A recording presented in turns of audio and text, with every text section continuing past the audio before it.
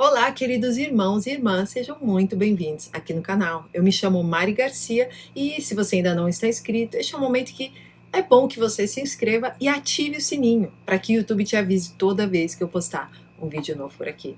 Também me segue no meu segundo canal, o Bíblia Falada Mari Garcia, onde eu narro as escrituras, para que você possa continuar fazendo tudo o que você faz durante o seu dia e ouça a palavra através da minha voz.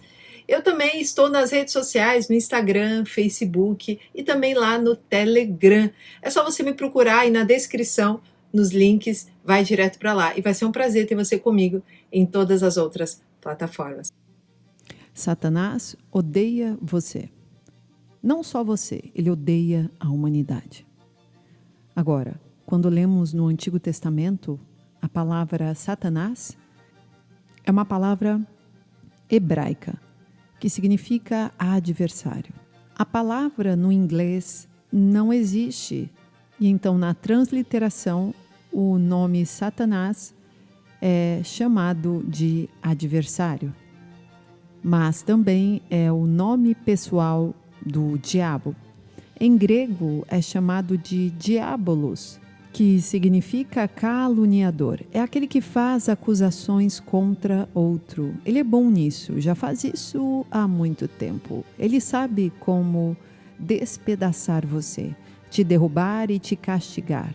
E quando Satanás acaba com alguém, esta pessoa geralmente fica totalmente destruída, a não ser que seja alcançada pelo sangue de Cristo. E, obviamente, conheça as artimanhas de Satanás.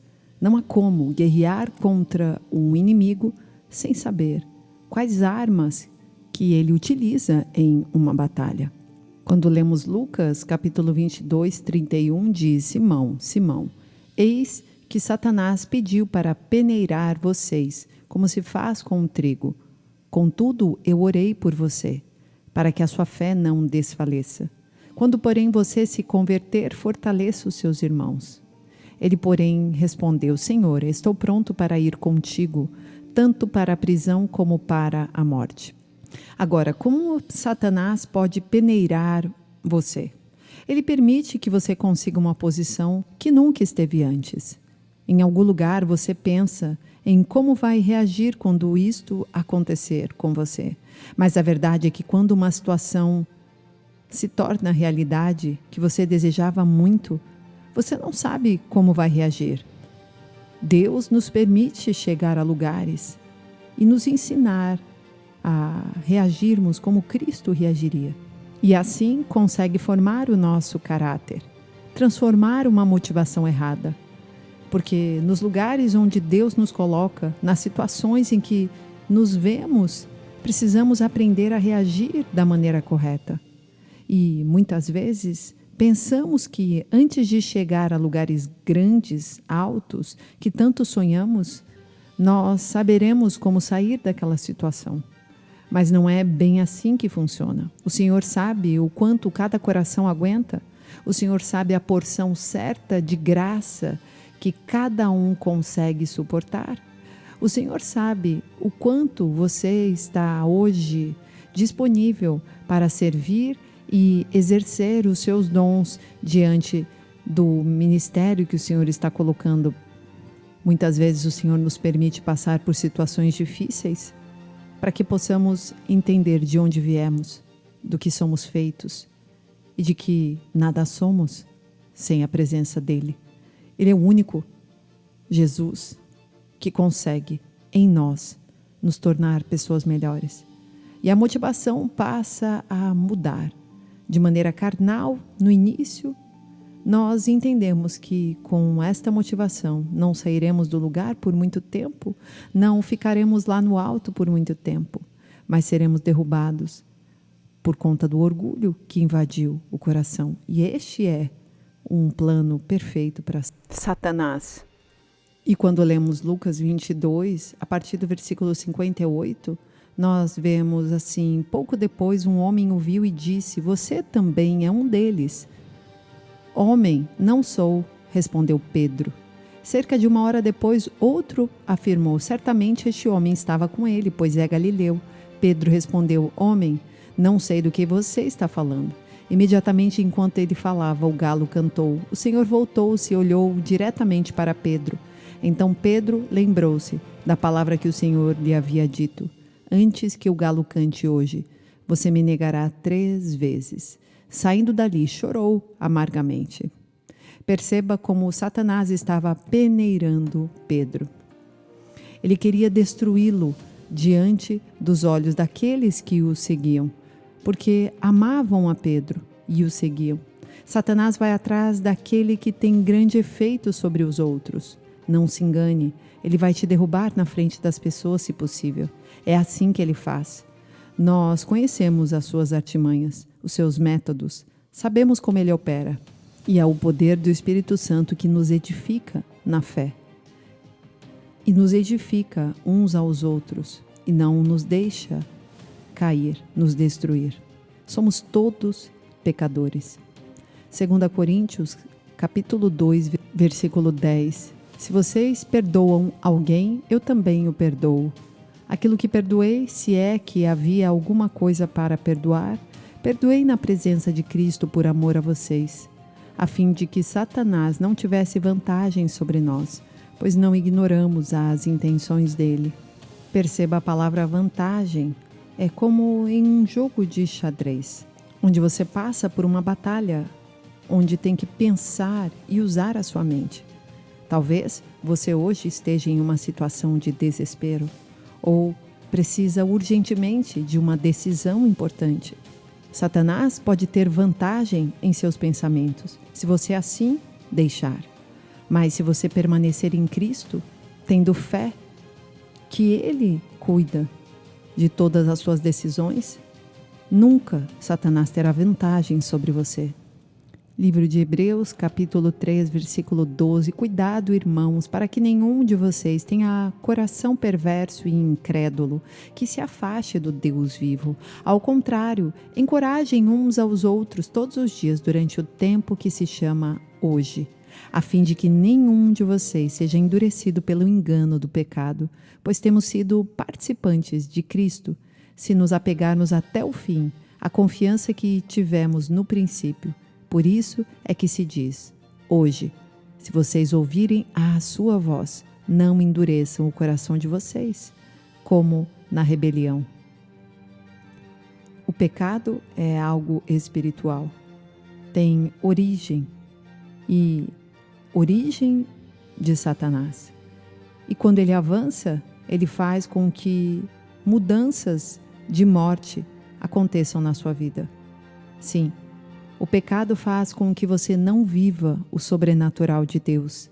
Também faz com que você gere tristeza e resultados ruins na sua trajetória. Porque todo pecado semeia algo. Obviamente, todos nós pecamos, mas você precisa fugir do pecado. E cada vez mais você perceberá que viverá a sua vida no Espírito.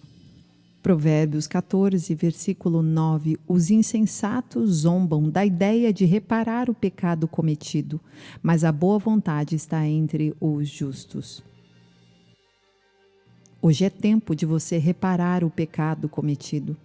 Olhe para dentro de si mesmo e peça perdão hoje. Arrependa-se verdadeiramente.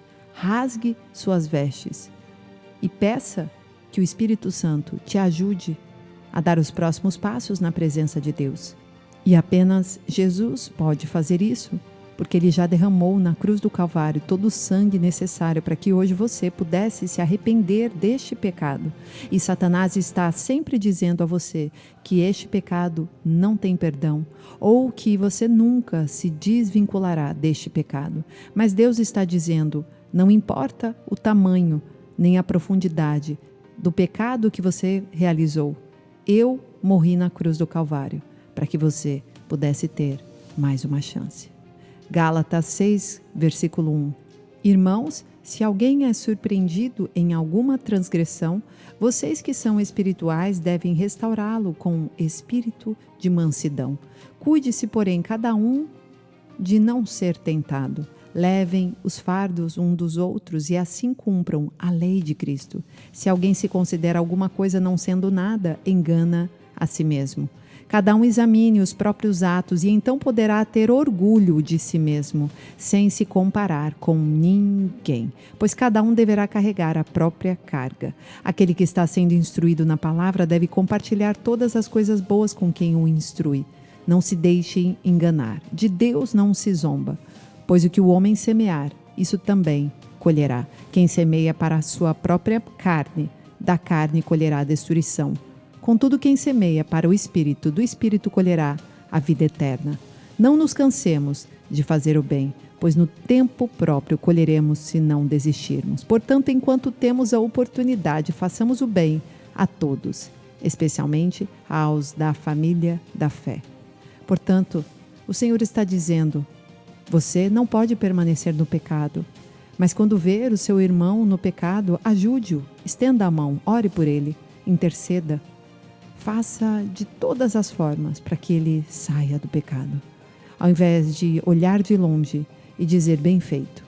Talvez precisemos de um coração mais amoroso, cheio de misericórdia, e que o Senhor nos lembre de onde nos tirou, de que trevas você saiu, de onde o Senhor resgatou, para que hoje você pudesse prestar culto a Ele e adorar ao único que é digno de toda a honra e toda a glória. Não deixe que Satanás tire vantagem de você. Não permita que neste jogo ele esteja sempre na frente. Quando você peca e permanece no pecado, você está realizando as ordens de Satanás. E saiba que esta luta que nós estamos inseridos é completamente espiritual. Você não passa de um instrumento e para Satanás você é descartável. E então, quando você permanece no pecado, você está dizendo para ele: pode me usar à vontade. E então você está dando armas para que ele utilize mais e mais na destruição da humanidade. Livro de Tiago, capítulo 1, versículo 12 diz: bem-aventurado o homem que persevera na provação, porque depois de aprovado receberá a coroa da vida que o Senhor prometeu aos que o amam. Quando alguém for tentado, jamais deverá dizer: estou sendo tentado por Deus, pois Deus não pode ser tentado pelo mal. E a ninguém tenta. Cada um, porém, é tentado pelo seu próprio desejo, sendo por este arrastado e seduzido. Então, esse desejo, tendo sido concebido, dá à luz o pecado. E o pecado, uma vez consumado, gera a morte. Meus amados irmãos, não se engane, toda boa dádiva e todo dom perfeito vem do alto e descem do Pai das luzes, que não muda como sombras inconstantes. Por sua decisão, ele nos gerou pela palavra da verdade, a fim de sermos como os primeiros frutos de tudo que ele criou. Evangelho de Mateus, capítulo 13, versículo 19 diz: quando alguém ouve a mensagem do reino e não a entende, o maligno vem e arranca o que foi semeado no seu coração. Este é o caso da semente que caiu à beira do caminho. Quanto à semente que caiu em terreno pedregoso, este é o caso daquele que ouve a palavra e logo a recebe com alegria. Contudo, visto que não tem raiz em si mesmo, permanece pouco tempo. Quando surge alguma tribulação ou perseguição por causa da palavra, logo a abandona. Quanto à semente que caiu entre os espinhos, este é o que ouve a palavra. Mas as preocupações desta vida e o engano das riquezas sufocam a palavra, e ela se torna infrutífera. Estas são as ervas daninhas que sufocam a palavra de Deus. Você está muito ocupado para Deus? Vivemos em uma cultura materialista, egocêntrica. Tudo depende do que você tem, do que você compra. Tudo é sobre estas coisas. E isso não vai te fazer feliz. A sua roupa até pode te deixar bonita, bonito, mas será que isso te trará felicidade? Coisas físicas não preenchem a vida na sua profundidade, na sua raiz. Estas coisas não dão sentido para a vida. Ao invés disso, roubam a sua alma e fazem com que você só fique satisfeito quando está comprando, quando está gerando algum prazer. Então você vive em busca de prazeres. O problema é que esses prazeres acabam, porque eles são ilusórios, eles não preenchem o teu chamado, aquilo que o Senhor te chamou para fazer nesta terra. E isto sim, quando você estiver realizando, não importa onde, seja numa prisão, seja num prostíbulo, seja na rua, seja dentro da sua igreja, seja na sua própria casa, onde você estiver realizando, dentro do seu trabalho, você como médico, enfermeiro, você como advogado, se você estiver realmente no centro da vontade do Senhor, realizando as obras para a honra e glória do Senhor, não importa se é num trabalho secular, não importa se você tem um chamado para estar dentro da igreja ou fora, o Senhor pode te usar em qualquer um desses locais. E se você estiver vivendo realmente o seu chamado, você vai sentir plenitude na sua alma. É o único jeito de sentirmos-nos felizes, realizados e chegarmos ao fim da vida declarando que só o Senhor é Deus. Não importa o nosso sofrimento, Deus está no controle de nossas vidas. Deus abençoe e até o próximo vídeo.